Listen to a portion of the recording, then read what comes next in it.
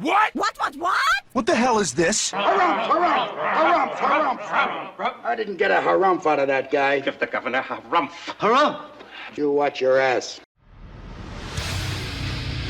I see you shiver with anticipation. Let the show begin. Hey everybody, this is David Heretic coming at you with another edition of Reactions, Reviews, and Rants.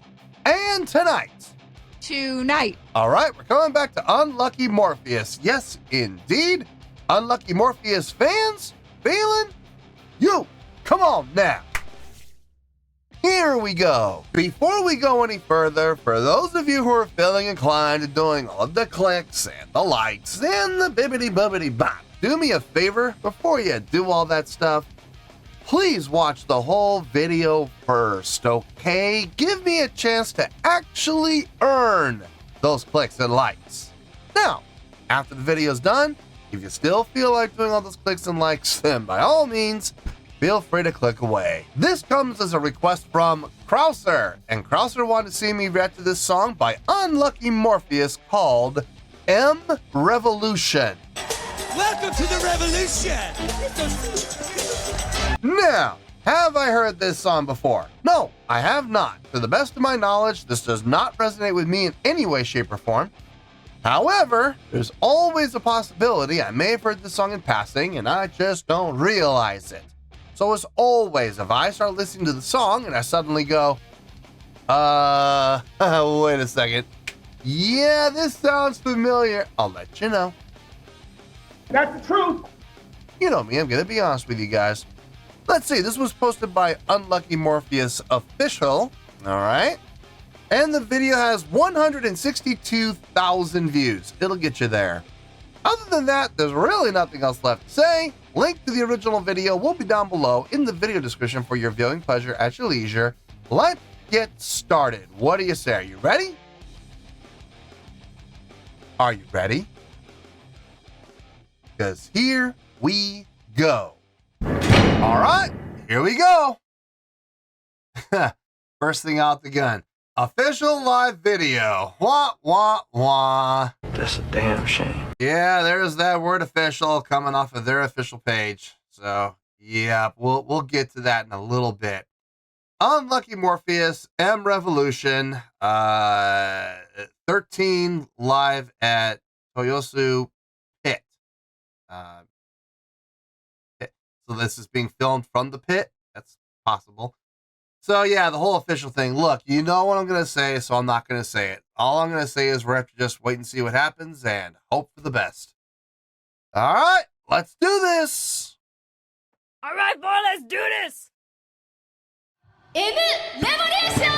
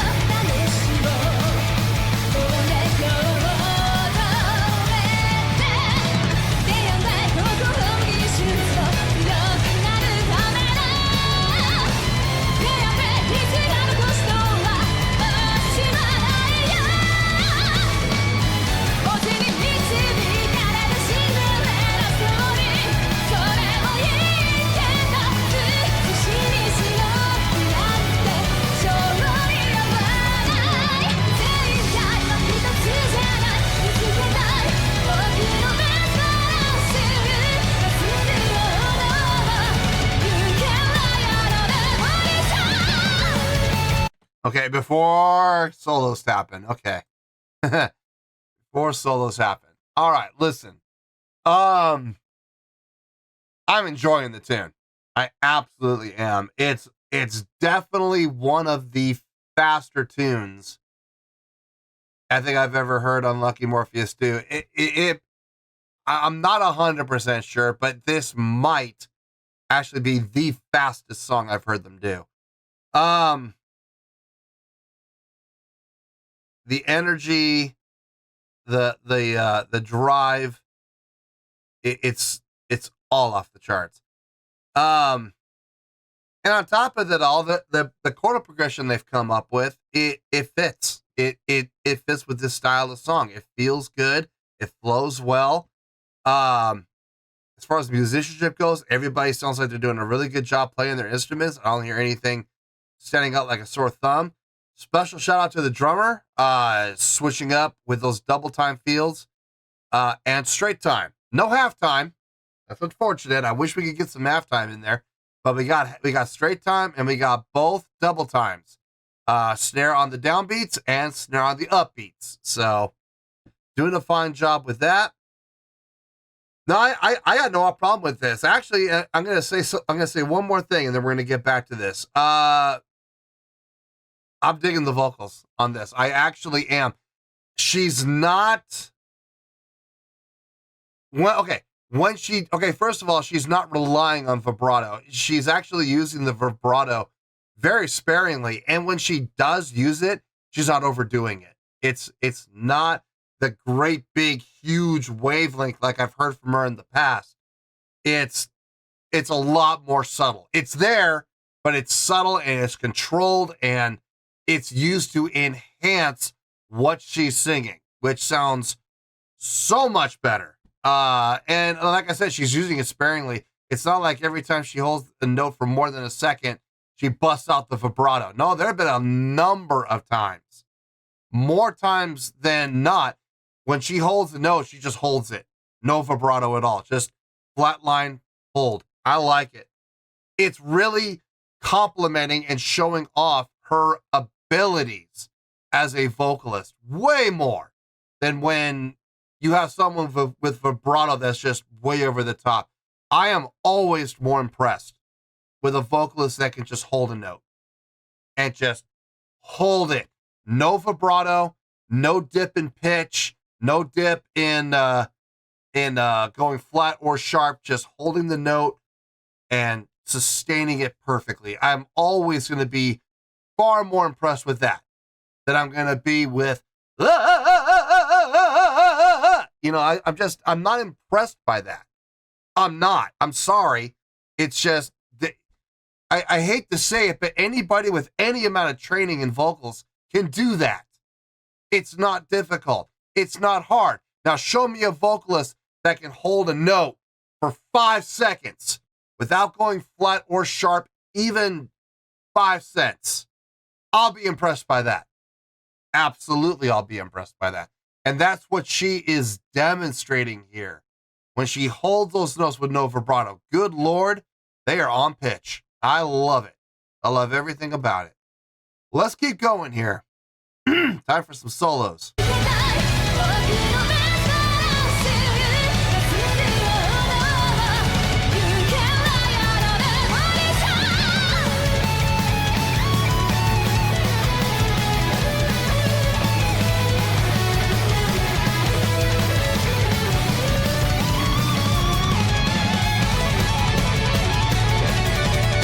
Harmonizing.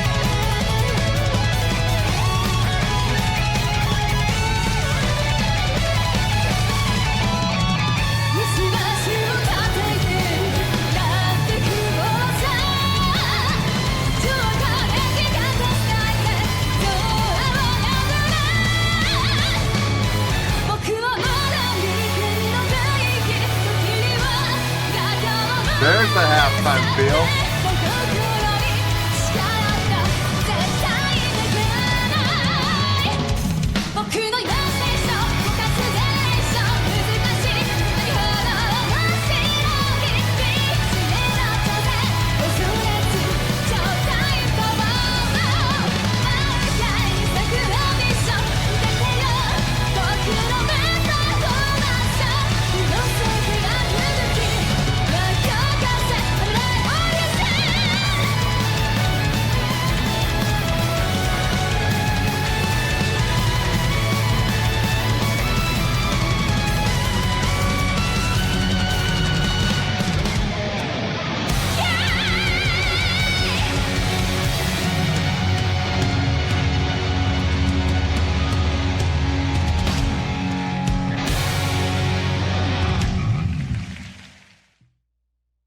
Yeah. Yeah. 406, it felt about right. Feels about right. 4-minute long song. Relatively, I mean, let's be honest here, by Unlucky Morpheus' own standards, that's a relatively short song. So, short, sweet, and to the point definitely qualifies here. Gosh, not really a whole lot to talk about. This is probably going to be a pretty short review. Let me get my thoughts together. Let me just make sure I didn't miss anything. I don't think I did. And I'll see you in the review, and we'll talk about it. Well, there you go, folks. That was Unlucky Morpheus with a live performance of M Revolution. This was a request from Krauser. Okay, I have a score, and the score makes perfect sense to me. So let's get to it, shall we? On a scale of 1 to 10, I'm going to give that an 8.2. Yep, 8.2. I feel good about that score. Let me tell you why. Why? Okay, first things first, an 8.2. What does that mean? Well, an 8.2 would translate to a great skill rating because overall, I think this was a great presentation. It would also get 4 to 5 stars and an A- letter grade. Yeah, an A-. So there you go, an 8.2, great skill rating, 4 to 5 stars, and an A- letter grade. Now, how did I come up with that score? So glad you asked. By Unlucky Morpheus' own standards, this was a fairly short song, which is fine with me because honestly, I couldn't imagine this song going any longer. I mean, I was trying to picture this. What if they went for this song for 5 minutes? It would become old hat. It would become a little stale if I'm being honest, a little played out. So by keeping it shorter, I definitely believe they increased the effectiveness of this song, more concentrated, more bang for your buck. So as far as songwriting goes, I already talked about this a little bit. Here's the thing. They did a great job writing the song, coming up with the song, arranging the song. I think the chordal progression they came up with, very nicely done, especially the chorus. I could totally see the chorus being the hook, without question. The play with feel, along with the chordal progression, really kind of made the song a little more interesting, that's for sure. Lots and lots of double time feel. Switching between the two double times. Snare on downbeats and snare on upbeats, and the drummer would flip-flop between the two pretty seamlessly. It never felt janky. It never felt like he was tripping over himself when he did it. It was very smooth each and every time. In the chorus, there was the sections where he would go to the straight time feel. Honestly, that was my favorite part of the whole song. Whenever he would switch to the straight time. It felt good. It was enough of a switch and a noticeable switch that you were able to adjust very quickly and get into the groove of it. So I dug it. There was one point in the song coming out of the solos where they went into a halftime feel. Now, normally, I'm a big fan of that. I'm a big fan of it, but here's the thing. They did it. They did it for such a short amount of time. It was almost, I hate to say it, pointless. By switching to that halftime, did it have an impact on the song? Yeah, it did. Very small. If they had done it for longer, or if they had done it more frequently, I think it would have had more of an impact than it did. It was, I hate to say it, but the halftime feel was almost like an afterthought. It feels like they just kind of threw it in there just so they could say they did it, and it didn't really serve any purpose. So, I mean, it was fine. It didn't destroy the song. It didn't hurt the song, but I don't really think it helped the song either. It was kind of inconsequential. So, take that for what it's worth. Musicianship-wise, I think everybody did a fine job playing their instruments, as always. Everybody sounded fine across the board. Everybody did a solid job across the board. Both guitars sounded good. Of course, how could we possibly forget good old Jill on the violin? Can't possibly forget that. The bassist actually kind of impressed me with his playing. Very steady, even with the faster picking with that double time feel. Well, not fingering, not picking, fingering. He was fingering the bass. Very steady on those 16th notes. It sounded fine. It never felt to me like he tripped over his own fingering, which was not easy to do when you're doing 16th notes just constantly through a song. It's very easy to, how should I say this? Lapse in your focus, and the next thing you know, you're falling behind, or you're starting to rush, and you're getting off that 1 E and a 2 E and a 3 E and a 4 E. You're getting off of that. Well, actually, in this case, with the double time feel, it was more 8th note pattern, but 8th note at a double time feel. So technically 16th notes. It depends on how you want to look at it. Vocally, I liked her vocal performance. I think this is one of the best vocal performances I think I've heard from Fuki.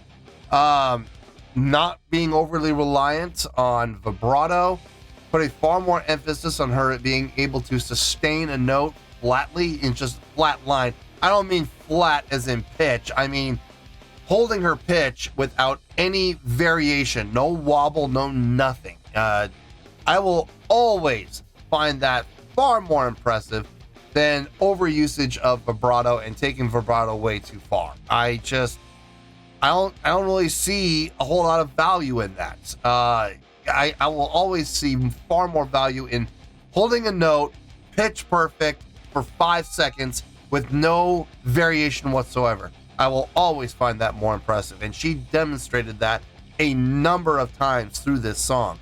So definitely one of the stronger vocal performances from Fuki on this song, in my opinion. Yeah, 8.2. That actually sounds about right for the song. Now I know a lot of people are going, what about the live show? Well, the live show was covered. Okay, I think they did enough to cover the live show to keep things from, just keep things breaking even, but not enough to really help the score. They covered all the bases, yes, but weakly in everything. There was, other than stage presence. Stage presence, they obviously get a strong box for that. They look like performers. They act like performers. So that one gets a strong box. But stage energy, it's there, but it's weak. Same thing with stage interaction. I saw a couple of times, but and they were brief and kind of casually done. Crowd interaction. I've seen far better from them, if I'm being honest. I've seen way better crowd interaction from them than this. But they did do it. It was just very casually done. Showmanship, same thing. I've seen much more showmanship from them than I have in this video. Production, lighting was done, sort of. I mean, there was nothing about the light show that stood out and said, this was designed to go with the song. I mean, it all fit, but there was never like that, those impactful points where it felt like the lighting was clearly designed for this particular song. Never saw it. I mean, it was well done, but nothing defining. So, I mean, like I said, they checked off all the boxes, yes, but most of those boxes were very weak checks. So they did enough to keep the score from dipping down.